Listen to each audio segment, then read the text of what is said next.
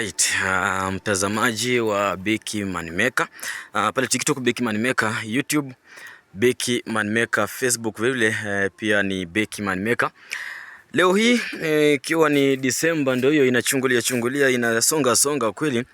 Nimeonelea nikutembeze kidogo jimbo hili la Busia bwana nikutembeze jimbo la Busia. Cha kwanza tungangane kupanda milima leo na kutembeza Busia Amkura Hills, mojawapo ya milima kubwa sana katika kaunti hii ya Busia iliyomo magharibi mwa Kenya. Cha kwanza tungangane tupande milima, kisha baadaye nianze kukueleza moja kwa moja mambo yanakwenda namna gani. Ndio hivyo sasa, pole pole tushapanda bwana. Sasa wale ambao unasikiza Amkura Hills iko Busia County hapo. Sasa ukiangalia kule mwisho huko ni milima peke yake, kule mwisho kabisa. Let me try zooming in. Kule unaziona kwa umbali, kule ni Uganda. Sasa kule ni Uganda kwa Papa Museveni na Generali Muhoozi, ile ambaye alisema kwamba anaweza ichukua Kenya kwa dakika ngapi. Acha turudi hapa Kenya bwana, acha turudi Kenya.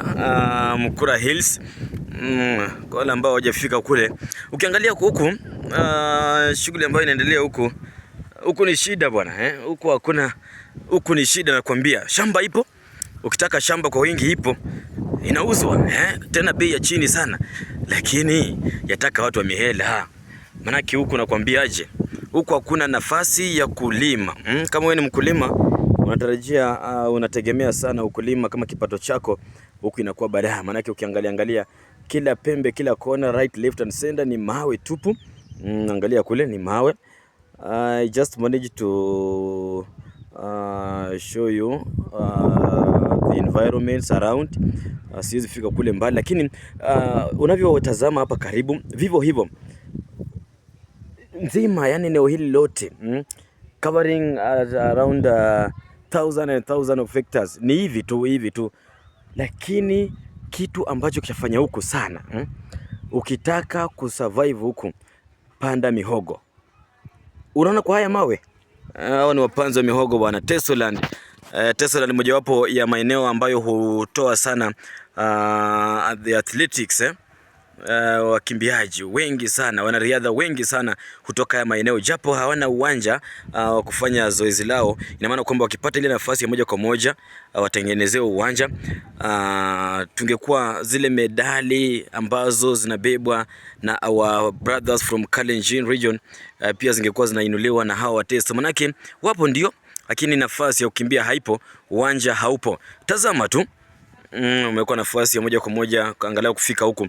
Nakwambia muhogo ambao unatoka huku, guza kichwa chako, jinsi ambavyo kichwa chako kinatoshana, vivyo hivyo tu muhogo wa huku unatoshana hivyo.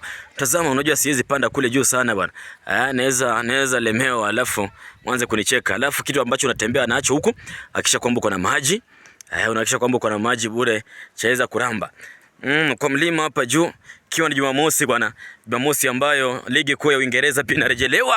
Arsenal anacheza na Aston Villa, mechi babu kubwa, lakini kwa faida ya mwekezaji bwana. Ushaelewa, Arsenal yapigwe bao, Arsenal yashindwe bwana. Chelsea juzi wakapata sare na Arsenal, piga kelele wakapiga mbwembwe nini, kaona washafika. Kutana na Leeds United anampiga mabao 3-1. Kazi ipo sana. Ndipo tunawaambia kwamba nyinyi mkipata timu kubwa mnajikakamua, apata sare, piga kelele, mnapatana timu ndogo inawapiga. Msikilizaji, mtazamaji wa kwangu, imekuwa nafasi nzuri sana na kueleza tu. Nitakuwa na kuonyesha baadhi ya mihogo ambazo zinatoka haya maeneo bwana, nitakuonyesha. Usicheze mbali tu. Tutakuwa tunazidi kuangalia mambo yanakwenda namna gani.